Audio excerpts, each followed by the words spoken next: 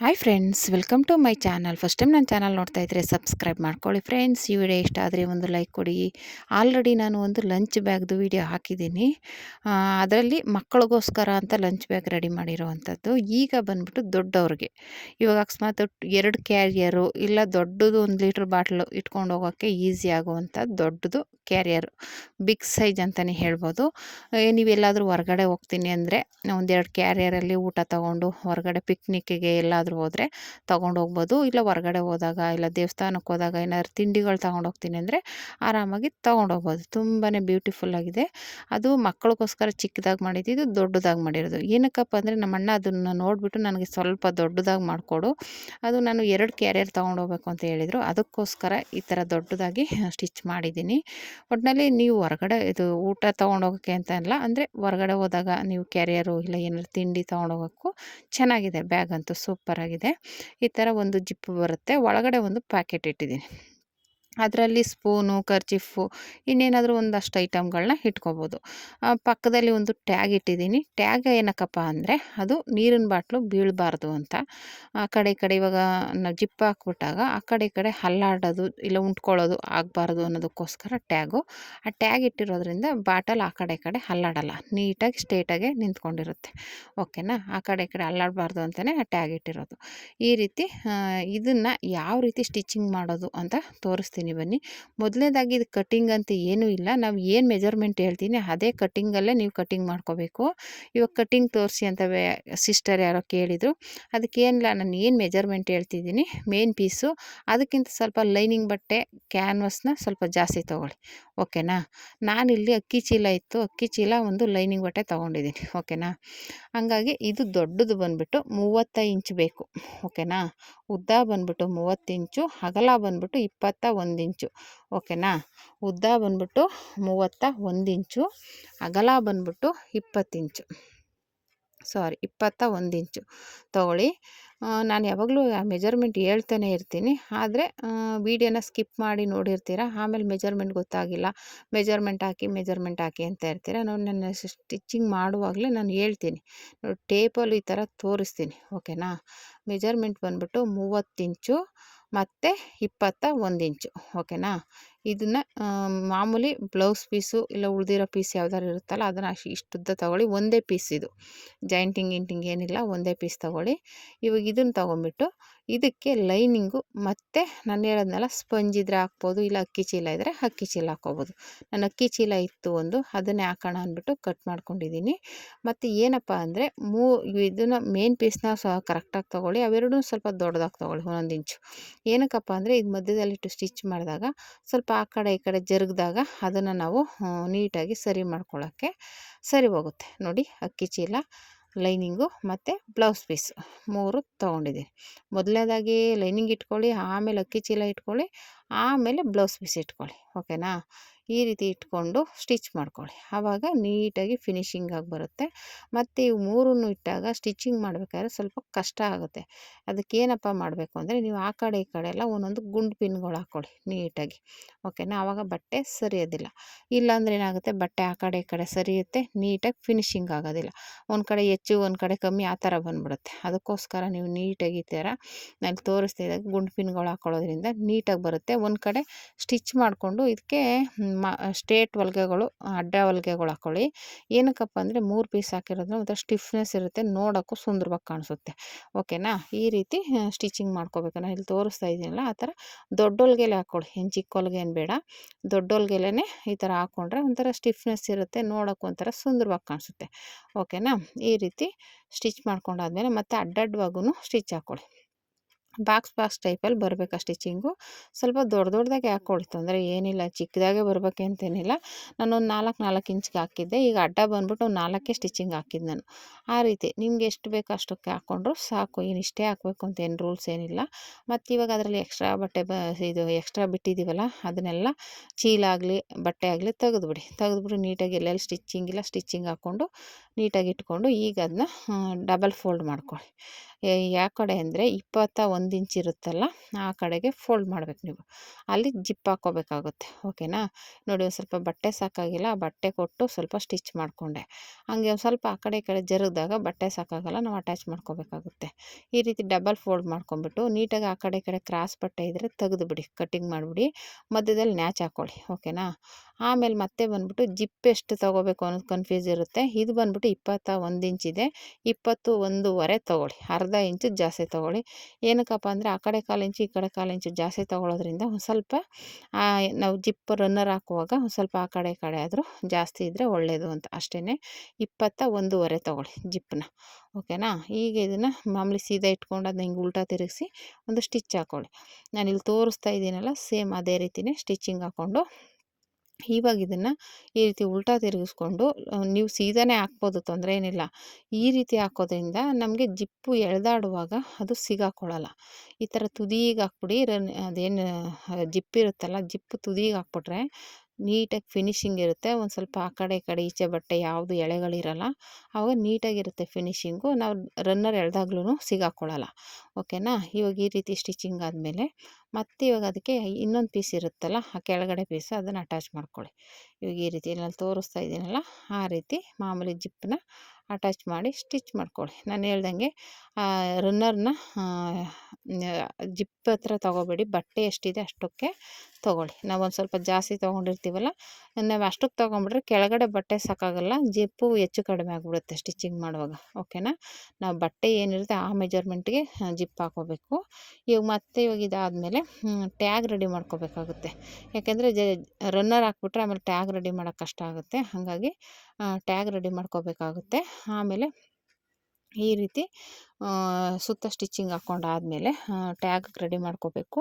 ಟ್ಯಾಗಿಗೆ ready ಮಾಡ್ಕೋಬೇಕು ಅಂದರೆ ಈ ಜಿಪ್ ಆದಮೇಲೆ ಮತ್ತೆ ನಾನು ಆಗಲೇ ಹೇಳ್ದಂಗೆ ಒಂದು ಪಾಯಿಂಟ್ ಒಳಗೆ ಹಾಕ್ಕೊಂಡು ಆ ಕಡೆ ಹೇಗೆ ಹಾಕೋದು ಸೇಮ್ ಈ ಕಡೆನ ಹಾಗೆ ಹಾಕ್ಬಿಟ್ಟು ಈ ಥರ ಫೋಲ್ಡ್ ಮಾಡಿಕೊಂಡು ಡಬಲ್ ಫೋಲ್ಡ್ ಮಾಡಿ, ಇಲ್ಲಿ ತೋರಿಸ್ತಾ ಇದ್ದೀನಲ್ಲ ಈ ಥರ ಜಿಪ್ ಹತ್ರ ಫೋಲ್ಡ್ ಮಾಡಿ ಮತ್ತು ಹಿಂಗೆ ಫೋಲ್ಡ್ ಮಾಡಿ ಇಲ್ಲಿ ಮಧ್ಯದಲ್ಲಿ ಮಾರ್ಕ್ ಮಾಡಿಕೊಂಡು ಜಿಪ್ ಹಾಕಿರ್ತೀವಲ್ಲ ಅಲ್ಲಿಂದ 3 ಇಂಚಿಗೆ ಮಾರ್ಕ್ ಮಾಡ್ಕೊಳ್ಳಿ. ಓಕೆನಾ. ಮಧ್ಯದಲ್ಲಿ ಮಾರ್ಕ್ ಮಾಡಿ 3 ಇಂಚಿಗೆ. ಓಕೆನಾ. 3 ಇಂಚಿಗೆ ಮಾರ್ಕ್ ಮಾಡಿ ಆ 3 ಇಂಚಿಗೆ ಈ ಕಡೆ 2 ಇಂಚು ಆ ಕಡೆ 2 ಇಂಚಿಗೆ ಮಾರ್ಕ್ ಮಾಡಿ ಅಷ್ಟೇ. ಇದು ಟ್ಯಾಗ್ ಇಡೋದಕ್ಕೆ. ಓಕೆನಾ. ಇವಾಗ ಇದನ್ನು ಉಲ್ಟಾ ತಿರುಗಿಸ್ಕೊಂಡು ಆ ಕಡೆನೂ ಸೇಮ್ ಮಧ್ಯದಲ್ಲಿ ನೋಡಿ, ಈ ಕಡೆನೂ ಹಾಗೇ ಮಧ್ಯದಲ್ಲಿ ಮಾರ್ಕ್ ಮಾಡ್ಕೊಳ್ಳಿ. ಇದರಲ್ಲೂ ಅಷ್ಟೇ ಮಧ್ಯ ಮಾರ್ಕ್ ಮಾಡಿಬಿಟ್ಟು ಆ ಕಡೆ 2 ಇಂಚು ಈ ಕಡೆ 2 ಇಂಚು ಮಾರ್ಕ್ ಮಾಡ್ಕೊಳ್ಳಿ. ಓಕೆನಾ. ಮಧ್ಯದಲ್ಲಿ ಫಸ್ಟು 3 ಇಂಚು ಆಮೇಲೆ ಅಕ್ಕಪಕ್ಕ 2 ಇಂಚಿಗೆ ಮಾರ್ಕ್ ಮಾಡಿ. ಇದು ಮಾರ್ಕ್ ರೆಡಿ ಆಯಿತು. ಇವಾಗ ಟ್ಯಾಗ್ ತೊಗೊಂಡು ಟ್ಯಾಗ್ ಸ್ಟಿಚ್ ಮಾಡ್ಕೊಳ್ಳೋಣ. ಟ್ಯಾಗ್ ಬಂದ್ಬಿಟ್ಟು 23 ಇಂಚ್ ತೊಗೊಳ್ಳಿ. ಓಕೆನಾ. ಒಂದೊಂದು ಟ್ಯಾಗ್ ಬಂದ್ಬಿಟ್ಟು 23 ಇಂಚ್ ತೊಗೊಂಡ್ರೆ ಸಾಕು. ಏನಕ್ಕಪ್ಪ ಅಂದರೆ ಸ್ವಲ್ಪ ವೆಯ್ಟ್ ಎಲ್ಲ ತಡಿಬೇಕಲ್ಲ ಅದಕ್ಕೋಸ್ಕರ. ಆಮೇಲೆ ನೀವು ಅದಕ್ಕೆ ಲೈನಿಂಗ್ ಹಾಕಿದ್ರೂ ಹಾಕ್ಬೋದು. ನಾನು ಲೈನಿಂಗ್ ಏನು ಹಾಕಿಲ್ಲ, ಹಾಗೆ ಫೋಲ್ಡ್ ಮಾಡ್ಕೊತಾ ಇದ್ದೀನಿ. ಈ ಥರ ನಾನು ತೋರಿಸ್ತಾ ಇದ್ದೀನಲ್ಲ ಈ ಥರ ಡಬಲ್ ಫೋಲ್ಡ್ ಮಾಡಿ ಸ್ಟಿಚ್ ಮಾಡ್ಕೊಳ್ಳಿ, ನೀಟಾಗಿರುತ್ತೆ. ನೀವು ಬೇಕು ಅಂದರೆ ಲೈನಿಂಗ್ ಹಾಕ್ತೀನಪ್ಪ ಅಂದರೆ ಹಾಕೋಬೋದು, ತೊಂದರೆ ಏನಿಲ್ಲ. ಇವಾಗ ಈ ರೀತಿ ಸ್ಟಿಚ್ ಮಾಡಾದಮೇಲೆ ಇವಾಗ ಇದನ್ನು ನಾವು ಆಲ್ರೆಡಿ ಮಾರ್ಕ್ ಮಾಡಿದ್ದೀವಲ್ಲ ಅಲ್ಲಿ ಅದ್ರ ಅಕ್ಕಪಕ್ಕನೇ ಇಟ್ಕೊಳ್ಳಿ, ಒಳಗಡೆ ಹೋಗ್ಬಾರ್ದು. ನಾವೇನು ಮಾರ್ಕ್ ಮಾಡಿರ್ತೀವಿ ಆ ಕಡೆಗೆ ಈ ಕಡೆಗೆ ಬರಬೇಕು. ಓಕೆನಾ. ಮಧ್ಯದಕ್ಕೆ ಹೋಗ್ಬಾರ್ದು. ಅಲ್ಲೇ ಅಂದರೆ ಇದನ್ನು ಟ್ಯಾಗ್ನ ಸ್ವಲ್ಪ ಹಿಂಗೆ ಫೋಲ್ಡ್ ಮಾಡಿ ಸ್ಟಿಚ್ ಹಾಕ್ಕೊಂಡು ಬಾಕ್ಸ್ ಟೈಪಲ್ಲಿ ಸ್ಟಿಚ್ ಹಾಕ್ಕೊಳ್ಳಿ. ಆಮೇಲೆ ಚೆನ್ನಾಗಿ ಒಂದು ಸ್ವಲ್ಪ ರಫ್ ಮಾಡಿ. ಏನಕ್ಕಪ್ಪ ಅಂದರೆ ಬ್ಯಾಗು 2 ಕ್ಯಾರಿಯರ್ ಹಿಡಿಯೋದ್ರಿಂದ ವೆಯ್ಟ್ ತಡಿಬೇಕದು. ಅಕಸ್ಮಾತ್ ಒಂಚೂರು ಆ ಕಡೆ ಈ ಕಡೆ ಆದರೆ ಕಿತ್ತೋಗ್ಬಿಡುತ್ತೆ, ಇಲ್ಲ ಬಿಚ್ಕೊಂಡ್ಬಿಡುತ್ತೆ. ಹಾಗಾಗದೇ ಇರಲಿ ಅಂತ ಸ್ವಲ್ಪ ಸ್ಟಿಚಿಂಗ್ನ ಗಟ್ಟಿಯಾಗಿ ಹಾಕಿ ಒಂದು ಸ್ವಲ್ಪ ರಫ್ ಮಾಡಿ, ಬಾಕ್ಸ್ ಟೈಪಲ್ಲೇ ಮಾಡಿ ಚೆನ್ನಾಗಿ ರಫ್ ಮಾಡ್ಕೊಳ್ಳಿ. ಓಕೆನಾ. ಬಟ್ಟೆ ಹರಿದ್ರೂ ಸ್ಟಿಚಿಂಗ್ ಕೀಳಬಾರ್ದು, ಆ ರೀತಿ ಹಾಕಬೇಕು ಸ್ಟಿಚಿಂಗ್ನ. ಓಕೆನಾ. 2 ಕಡೆಯೂ ಟ್ಯಾಗ್ನ ಅದೇ ರೀತಿ ಸ್ಟಿಚ್ ಮಾಡಿಕೊಂಡು ನೀಟಾಗಿ ರೆಡಿ ಮಾಡಿಕೊಂಡ್ರೆ ಆಯಿತು. ಇವಾಗ ಇದು ಸ್ಟಿಚಿಂಗ್ ಆದಮೇಲೆ ನಾವು ರನ್ನರ್ ಹಾಕ್ಕೊಬಿಡ್ಬೇಕಾಗುತ್ತೆ. 2 ಕಡೆಯೂ ಅಷ್ಟೇ ನೀಟಾಗಿ ಈ ರೀತಿ ಹಾಕ್ಕೊಳ್ಳಿ. ನೋಡಿ 2 ಕಡೆಯೂ ಹಾಕಿದೆ ನಾನು ಈ ಥರ. ಇವಾಗ ಹಾಕ್ಬಿಟ್ಟು ನೀಟಾಗಿ ನಾನು ಹೇಳ್ದಂಗೆ ಫೋಲ್ಡ್ ಮಾಡ್ಕೋಬೇಕು. ನೀಟಾಗಿ ಫೋಲ್ಡ್ ಮಾಡಿ ಸ್ಟಿಚ್ ಮಾಡಿಕೊಂಡ್ರೆ ನಮಗೆ ಚೆನ್ನಾಗಿರುತ್ತೆ. ಓಕೆನಾ. ನಾನು ಆ ಕಡೆ ಹೇಗೆ ಸ್ಟಿಚ್ ಮಾಡೋದು ಈ ಕಡೆನೂ ಹಾಗೆ ಸ್ಟಿಚ್ ಮಾಡಿ, ಅದು ನಾನು ಹೇಳ್ದಂಗೆ ಬಾಕ್ಸ್ ಟೈಪಲ್ಲಿ ಸ್ಟಿಚ್ ಮಾಡ್ಕೊಳ್ಳಿ. ಒಂಥರ ಫಿನಿಶಿಂಗ್ ಇರುತ್ತೆ, ಅದು ಬಿಚ್ಕೊಳ್ಳೋ ಚಾನ್ಸ್ ಇರೋಲ್ಲ. ಆಮೇಲೆ ನೋಡೋಕ್ಕೂ ಸುಂದರವಾಗಿ ಕಾಣಿಸುತ್ತೆ. ಓಕೆನಾ. ಈ ರೀತಿ 2 ಕಡೆಯೂ ಸ್ಟಿಚ್ ಮಾಡ್ಕೋಬೇಕು ಟ್ಯಾಗ್ನ. ಈ ಟ್ಯಾಗ್ ಸ್ಟಿಚ್ ಮಾಡ್ಕೊಂಡಾದ್ಮೇಲೆ ರನ್ನರ್ ಹಾಕ್ಕೋಬೇಕು. ರನ್ನರ್ನ ಹಾಕ್ಕೊಬಿಟ್ರೆ ನಾವು ಮತ್ತೆ ಆಮೇಲೆ ಕಟ್ಟಿಂಗ್ ಮಾಡೋಕ್ಕೆ ಈಸಿ ಆಗುತ್ತೆ. ಇದು ಸ್ಟಿಚಿಂಗ್ ಮಾಡ್ತಾನೆ ಕಟ್ಟಿಂಗ್ ಮಾಡ್ಕೋಬೇಕು. ನಾವು ಫಸ್ಟೇ ಕಟ್ಟಿಂಗ್ ಮಾಡಿಬಿಟ್ಟು ಸ್ಟಿಚಿಂಗ್ ಮಾಡೋಕ್ಕಾಗಲ್ಲ, ಸ್ವಲ್ಪ ದೊಡ್ಡದಾಗಿರೋದ್ರಿಂದ ಬ್ಯಾಗು ಫಸ್ಟು ನಾವೆಲ್ಲ ಸ್ಟಿಚಿಂಗ್ ಮಾಡ್ಕೊಂಡು ಕಟ್ಟಿಂಗ್ ಮಾಡಿಕೊಂಡು ರೆಡಿ ಮಾಡ್ಕೋಬೇಕಾಗುತ್ತೆ. ಓಕೆನಾ. ಈ ರೀತಿ ರೆಡಿ ಆಯಿತು. ಈಗ ಇದಕ್ಕೆ ನಾನು ಆಗಲೇ ಹೇಳ್ದಾಗೆ ರನ್ನರ್ ಹಾಕ್ಕೊಂಬಿಡ್ಬೇಕು. ಎರಡು ಕಡೆನೂ ಕಡ್ಡಿ ಥರ ಹಿಂಗೆ ಎಳೆದ್ಬಿಟ್ಟು ರನ್ನರ್ ಹಾಕಿ ಆರಾಮಾಗಿ ಬರುತ್ತೆ. ಹಾಕ್ಬಿಟ್ಟು ಆ ಕಡೆ ಈ ಕಡೆ ಜಿಪ್ಪನ್ನ ಸ್ಟಿಚಿಂಗ್ ಹಾಕ್ಕೊಬಿಡಿ. ಯಾಕೆಂದರೆ ರನ್ನರ್ ಓಪನ್ ಆಗಬಾರ್ದು ಅನ್ನೋದಕ್ಕೋಸ್ಕರ ಅಷ್ಟೇ. ಓಕೆನಾ. ಈ ರೀತಿ ಹಾಕ್ಬಿಟ್ಟು ಈಗ ಮಧ್ಯಕ್ಕೆ ಬರಬೇಕು. ಅದು ಮಧ್ಯ ನ್ಯಾಚ್ ಹಾಕಿದ್ವಲ್ಲ ಫೋಲ್ಡ್ ಮಾಡಿ, ಅಲ್ಲಿಗೆ ಜಿಪ್ಪುದು ಬರಬೇಕು. ಆ ರೀತಿ ಇಟ್ಕೊಂಡು ನೀವು ಮಾರ್ಕ್ ಮಾಡ್ಕೋಬೇಕಾಗುತ್ತೆ. ಓಕೆನಾ. ಉಲ್ಟಾ ತಿರುಗಿಸ್ಕೊಂಬಿಟ್ಟು ನೋಡಿ, ನಾನು ಇಲ್ಲಿ ತೋರಿಸ್ತಾ ಇದ್ದೀನಲ್ಲ, ಆಮೇಲೆ ಅದು ಟ್ಯಾಗ್ನ ಮೇಲೆ ಜಿಪ್ಪಿನ ಮಧ್ಯೆ ತೊಗೊಂಬಿಡಿ. ಯಾಕೆಂದರೆ ನಾವು ಆ ಕಡೆ ಈ ಕಡೆ ಕಟಿಂಗ್ ಮಾಡಿದಾಗ ಅದೇನಾದ್ರು ಸಿಗಾಕೊಂಡ್ರೆ ಕಟಿಂಗ್ ಆಗಿಬಿಡುತ್ತೆ. ಅದಕ್ಕೋಸ್ಕರ ಮಧ್ಯದಲ್ಲಿ ತೊಗೊಂಬಿಟ್ಟು ಈ ರೀತಿ ಜಿಪ್ ಹತ್ರ ಒಂದು ಸ್ಟಿಚ್ ಹಾಕ್ಕೊಳ್ಳಿ. ನ್ಯಾಚ್ ಹಾಕಿರ್ತೀವಲ್ಲ ಅಲ್ಲಿಗೆ ಸ್ಟಿಚ್ ಹಾಕ್ಕೊಂಡ್ರೆ ನಿಮಗೆ ಆ ಕಡೆ ಈ ಕಡೆ ಸರಿಯೋದಿಲ್ಲ ಬಟ್ಟೆ. ಈಗ ಆ 4 ಮೂಲೆಯಲ್ಲೂ 5-5 ಇಂಚ್ಗೆ ಮಾರ್ಕ್ ಮಾಡ್ಕೋಬೇಕು. 5-5 ಇಂಚು ಅಂದರೆ ಅಗಲನೂ 5 ಇಂಚು, ಉದ್ದನೂ 5 ಇಂಚು. ನಾನಿಲ್ಲಿ ಮಾರ್ಕ್ ಮಾಡ್ತಾ ಇದ್ದೀನಲ್ಲ, ಅದೇ ರೀತಿ ಅಗಲನೂ 5 ಇಂಚು, ಉದ್ದನೂ 5 ಇಂಚಿಗೆ ಬಾಕ್ಸ್ ಟೈಪಲ್ಲಿ ಮಾರ್ಕ್ ಮಾಡ್ಕೊಳ್ಳಿ. ಓಕೆನಾ. ತುಂಬಾ ಈಸಿ ಇದು. ಆಮೇಲೆ ದೊಡ್ಡ ಬ್ಯಾಗು ಎಲ್ಲರೂ ಹೊರಗಡೆ ಹೋದರೆ ತೊಗೊಂಡೋಗಂತೂ ತುಂಬ ಚೆನ್ನಾಗಿರುತ್ತೆ. ಓಕೆನಾ. 2 ಕ್ಯಾರಿಯರು ಎಲ್ಲರ ಫ್ಯಾಮಿಲಿ ಟ್ರಿಪ್ಪು ಅಂತ ಹೋದಾಗ, ಇಲ್ಲ ಫ್ರೆಂಡ್ಸ್ಗಳ ಜೊತೆ ಹೋದಾಗ ಏನಾದ್ರು ತಿಂಡಿ ತೊಗೊಂಡೋಗ್ತೀನಿ ಅಂದರೆ ಆರಾಮಾಗಿ ತೊಗೊಂಡೋಗ್ಬೋದು. ಈ ಥರ 4 ಕಡೆನೂ 5-5 ಇಂಚಿಗೆ ಮಾರ್ಕ್ ಮಾಡಿ ಕಟಿಂಗ್ ಮಾಡ್ಕೋಬೇಕು. ಅದನ್ನು ನೀಟಾಗಿ ಬಾಕ್ಸ್ ಟೈಪಲ್ಲೇ ಕಟ್ ಮಾಡಿ, ಒಂಚೂರು ಆ ಕಡೆ ಈ ಕಡೆ ಆದರೂ ಅದು ಶೇಪ್ ಚೇಂಜ್ ಆಗಿಬಿಡುತ್ತೆ. ಓಕೆನಾ. ಹಂಗಾಗಿ ಅದನ್ನು ಏನು 5-5 ಇಂಚಿಗೆ ಮಾರ್ಕ್ ಮಾಡಿದ್ದೀವಲ್ಲ ಅಷ್ಟಕ್ಕೇ ಆರಾಮಾಗಿ ಕಟಿಂಗ್ ಮಾಡ್ಕೊಳ್ಳಿ. ಓಕೆನಾ. ನಾನು ತೋರಿಸ್ತಾ ಇದ್ದೀನಲ್ಲ ಅದೇ ರೀತಿ ಕಟ್ ಮಾಡ್ಕೋಬೇಕು. ನೀಟಾಗಿ ಕಟ್ ಮಾಡಿ ಆ ಪೀಸ್ನ ಸೈಡ್ಗೆ ಇಟ್ಬಿಡಿ. ಹೀಗೆ 4 ಕಡೆನೂ ಆರಾಮಾಗಿ ಕಟ್ ಮಾಡ್ಕೊಳ್ಳಿ. ಓಕೆನಾ. ಇವಾಗ ಇದು ರೆಡಿ ಆಯಿತು. ಆ ಜಿಪ್ ಹತ್ರ ನೀಟಾಗಿ ಡಬ್ಬ ಸ್ಟಿಚ್ ಹಾಕ್ಕೊಳ್ಳಿ. ಇವಾಗ ಇದು ಕಟ್ಟಿಂಗ್ ಆದಮೇಲೆ ಆ ಜಿಪ್ ಹತ್ರ ನೀಟಾಗಿ ಡಬ್ಬ ಸ್ಟಿಚ್ ಹಾಕಿ, ಅಲ್ಲಿ ಬೇಕಾದ್ರೆ ನೀವು ಬಟ್ಟೆ ಕೊಟ್ಟು ಫೋಲ್ಡ್ ಮಾಡ್ಕೊಬೋದು ಆ ಕಡೆ ಈ ಕಡೆ. ನಾನೇನು ಫೋಲ್ಡ್ ಮಾಡಿಲ್ಲ. ಅದು ನೀವು ಬೇಕಂದರೆ ಒಂಥರ ಅದು ಎಳೆಗಳು ಬಿಚ್ಕೊಳ್ದೇ ಇರಲಿ ಅಂತ ಫೋಲ್ಡ್ ಮಾಡಿ ಮಾಡ್ಕೊಬೋದು. ಮತ್ತು ಇದು ಸ್ಟಿಚ್ ಕಟಿಂಗ್ ಮಾಡಿದ್ವಲ್ಲ ಅದನ್ನು 2 ಜಾಯಿಂಟ್ ಮಾಡಿಕೊಂಡು ಇದರಲ್ಲಿ ಪಾಕೆಟ್ ರೆಡಿ ಮಾಡ್ಕೋಬೇಕು. ಮೇಲ್ಗಡೆ ಡಬಲ್ ಫೋಲ್ಡ್ ಮಾಡಿ ಈ ರೀತಿ ತೊಗೊಳ್ಳಿ. ಟ್ಯಾಗ್ ಇರುತ್ತಲ್ಲ ಅಲ್ಲಿಗೆ ಬರಬೇಕು ಪಾಕೆಟು, ಮೇಲೆ ಓಪನ್ ಬರಬೇಕು. ಅದು ನೋಡ್ಕೊಳ್ಳಿ. ಟ್ಯಾಗ್ ಅಟ್ಯಾಚ್ ಮಾಡಿರ್ತೀವಲ್ಲ ಅಲ್ಲಿ ಪಾಕೆಟ್ ಬರಬೇಕು ಒಂದು ಸೈಡಲ್ಲಿ. ಆಮೇಲೆ ಅದನ್ನು ಒಂದು ಕಡೆ ಡಬಲ್ ಫೋಲ್ಡ್ ಮಾಡಿ ಒಂದು ಕಡೆ ಸುತ್ತ ಸ್ಟಿಚ್ ಮಾಡ್ಕೊಳ್ಳಿ. ಇವಾಗ ಇದನ್ನು ಪಾಕೆಟಲ್ಲಿ ಟ್ಯಾಗ್ ಇರುತ್ತಲ್ಲ ಆ ಟ್ಯಾಗ್ ಮೇಲೆ ಕೆಳಗಡೆ ಈ ರೀತಿ ಮಧ್ಯದಲ್ಲಿ ಕರೆಕ್ಟಾಗಿ ಇಟ್ಕೊಂಡು ಆಮೇಲೆ ಒಂದು ಪಿನ್ ಹಾಕೊಂಬಿಡಿ ಮಧ್ಯಕ್ಕೆ. ಆವಾಗ ಆ ಕಡೆ ಈ ಕಡೆ ಸರಿಯೋದಿಲ್ಲ ಅದು. ಓಕೆನಾ. ಹಾಗಾಗಿ ಈ ರೀತಿ ನೀಟಾಗಿ ಇಟ್ಬಿಟ್ಟು ಸ್ಟಿಚ್ ಮಾಡ್ಕೊಳ್ಳಿ. ನಿಮ್ಗೇನಾದರೂ ಪಾಕೆಟ್ ಬೇಡ ಅಂದರೆ ಅದು ಅವಶ್ಯಕತೆ ಇಲ್ಲ, ಮಾಮೂಲಿಯಾಗಿ ಡೈರೆಕ್ಟಾಗಿ ಸ್ಟಿಚ್ ಮಾಡ್ಕೊಬೋದು. ಒಟ್ಟಲ್ಲಿ ಯಾವುದಾದ್ರೂ ಪಾಕೆಟ್ ಇಟ್ಟರೆ ಸ್ಪೂನು ಇಲ್ಲ ಕರ್ಚೀಫು ಏನಾದರೂ ಸೈಡಲ್ಲಿ ಇಡೋಕ್ಕೆ ಒಂಥರ ಓಪನ್ನಾಗಿ ಫ್ರೀಯಾಗಿರುತ್ತೆ. ಓಕೆನಾ. ಈ ರೀತಿ ಇಟ್ಕೊಂಡು ಸ್ಟಿಚಿಂಗ್ ನಿಧಾನಕ್ಕೆ ಮಾಡ್ಕೊಳ್ಳಿ. ಇಲ್ಲಿ ಸ್ವಲ್ಪ ಅದು ಆಲ್ರೆಡಿ ಜಿಪ್ಪೆಲ್ಲ ಹಾಕ್ಬಿಟ್ಟಿರ್ತೀವಲ್ಲ, ಸ್ಟಿಚಿಂಗ್ ಮಾಡೋಕ್ಕೆ ಹಿಂಸೆ ಆಗುತ್ತೆ. ನಿಧಾನಕ್ಕೆ ಮಾಡಿ, ಏನು ತೊಂದರೆ ಇಲ್ಲ. ಒಂದು ಪಿನ್ ಹಾಕ್ಬಿಡಿ. ಒಂದು ಕಡೆ ಓಪನ್ ಬರಬೇಕು. ಆ ಇದು ಟ್ಯಾಗ್ ಹಾಕಿರ್ತೀವಲ್ಲ ಅಲ್ಲಿ ಓಪನ್ ಇರಬೇಕು. ಇನ್ನು 3 ಕಡೆ ಸ್ಟಿಚಿಂಗ್ ಆಗಬೇಕು ಅಷ್ಟೇ. ಆ ರೀತಿ ಸ್ಟಿಚ್ ಮಾಡಿಬಿಟ್ಟು ಆಮೇಲೆ ನಾವು 4 ಕಡೆ ಕಟಿಂಗ್ ಮಾಡಿದ್ವಲ್ಲ ಅಲ್ಲಿ ಮಧ್ಯೆ ನ್ಯಾಚ್ ಹಾಕ್ಕೊಂಡಿದ್ವಲ್ಲ ಕರೆಕ್ಟಾಗಿ ಅದಕ್ಕೆ ಮ್ಯಾಚ್ ಮಾಡಿಕೊಂಡು ಅದನ್ನು ಬಾಕ್ಸ್ ಟೈಪಲ್ಲಿ ಸ್ಟಿಚ್ ಮಾಡ್ಕೋಬೇಕು 4 ಕಡೆನೂ. ನಾನು ಇಲ್ಲಿ ತೋರಿಸ್ತಾ ಇದ್ದೀನಲ್ಲ, ನ್ಯಾಚ್ ಕರೆಕ್ಟಾಗಿ ಮ್ಯಾಚ್ ಮಾಡಿಕೊಂಡು ಸ್ಟಿಚ್ ಮಾಡ್ಕೊಳ್ಳಿ. 4 ಕಡೆನೂ ಈ ರೀತಿ ಜಾಯಿಂಟ್ ಮಾಡಿಕೊಂಡು ಸ್ಟಿಚ್ ಮಾಡ್ಕೋಬೇಕು. ಆವಾಗ ನೀಟಾಗಿ ಫಿನಿಶಿಂಗ್ ಬರುತ್ತೆ. ಓಕೆನಾ. ತುಂಬಾ ಸುಲಭವಾಗಿ ಸ್ಟಿಚ್ ಮಾಡ್ಕೋಬೋದು. ನಿಮ್ಮ ಹತ್ರ ಹಳೆ ಬ್ಲೌಸ್ ಪೀಸು ಇಲ್ಲ ಹಳೆ ಟಾಪ್ ಇದ್ದರೆ ಈ ಥರ ರೆಡಿ ಮಾಡ್ಕೊಳ್ಳಿ. ಎಲ್ಲರೂ ಹೊರಗಡೆ ಹೋಗೋಕ್ಕಂತೂ ಯೂಸ್ ಆಗುತ್ತೆ. ಇಲ್ಲ ನಿಮ್ಮ ಮನೆಯವ್ರು ಎಲ್ಲರೂ ಕ್ಯಾರಿಯರ್ ತೊಗೊಂಡೋಗ್ತೀನಿ ಅಂದರೆ ಅವ್ರಿಗೆ ಹಾಕ್ಕೊಡಿ. ತುಂಬಾ ಬ್ಯೂಟಿಫುಲ್ಲಾಗಿ ಬರುತ್ತೆ. ಅದು ನಾವೇ ಸ್ಟಿಚ್ ಮಾಡಿರೋದಂದರೆ ಏನೋ ಒಂದು ಖುಷಿಯೇ ಕೊಡುತ್ತೆ ಅಲ್ವಾ. ಯಾವುದೇ ಕೆಲಸ ಆದರೂ ಅಷ್ಟೇ ನಾವೇ ಮಾಡಿದ್ದೀವಿ ಅಂದರೆ ತುಂಬಾ ಖುಷಿ ಕೊಡುತ್ತೆ ಆ ಕೆಲಸ ಅಲ್ವಾ. ಹಾಗಾಗಿ ರೆಡಿ ಮಾಡಿಕೊಡಿ, ನಿಮ್ಮ ಮಕ್ಳಿಗೆ ರೆಡಿ ಮಾಡಿಕೊಡಿ. ನಾನು ಆಲ್ರೆಡಿ ಅದ್ರ ವೀಡಿಯೋ ಹಾಕಿದ್ದೀನಿ, ಚೆಕ್ ಮಾಡಿ. ಮಕ್ಳಿಗೆ ಊಟದ ಬ್ಯಾಗ್ ಯಾವ ರೀತಿ ಕಟಿಂಗ್ ಸ್ಟಿಚಿಂಗ್ ಮಾಡೋದು ಅಂತ. ಓಕೆನಾ. ಈ ರೀತಿ 4 ಕಡೆನೂ ಸ್ಟಿಚ್ ಮಾಡಿಕೊಂಡು ಡಬಲ್ ಸ್ಟಿಚ್ ಹಾಕ್ಕೊಳ್ಳಿ. ಯಾವುದೇ ಆದರೂ ಅಷ್ಟೇ ಡಬಲ್ ಸ್ಟಿಚ್ ಹಾಕಿ ನೀಟಾಗಿ ಫಿನಿಶಿಂಗ್ ಮಾಡ್ಕೊಳ್ಳಿ. ಓಕೆನಾ.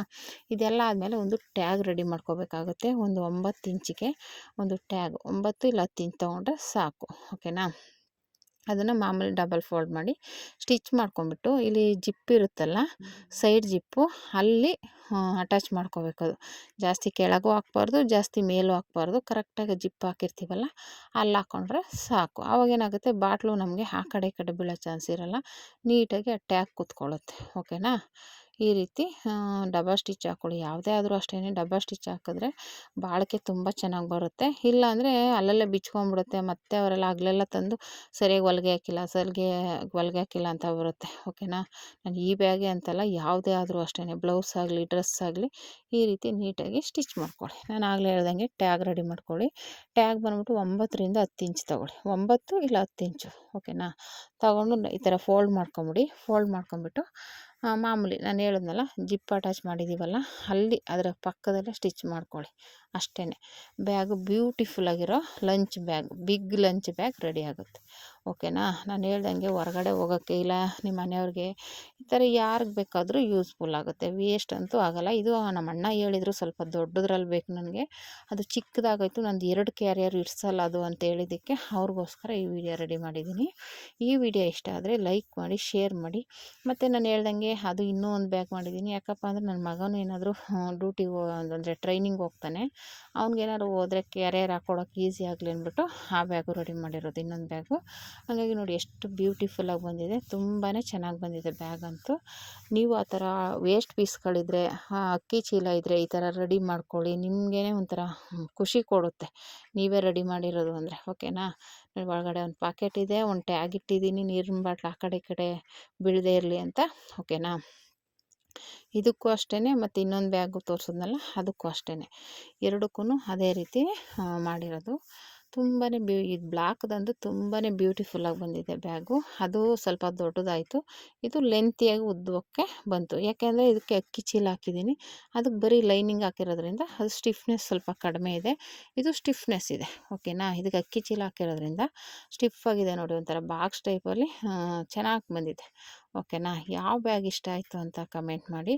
ಈ ವಿಡಿಯೋ ಇಷ್ಟ ಆದರೆ ಲೈಕ್ ಮಾಡಿ, ಶೇರ್ ಮಾಡಿ, ಮತ್ತು ಟ್ರೈ ಮಾಡಿ. ನಿಮಗೂ ಈ ಥರ ಲಂಚ್ ಬ್ಯಾಗ್ ಬೇಕು ಅಂದರೆ ಆರಾಮಾಗಿ ಸ್ಟಿಚಿಂಗ್ ಮಾಡ್ಕೋಬೋದು. ಓಕೆನಾ. ಒಂದು ಸಲ ಟ್ರೈ ಮಾಡಿ ನೋಡಿ friends. Thank you for watching friends.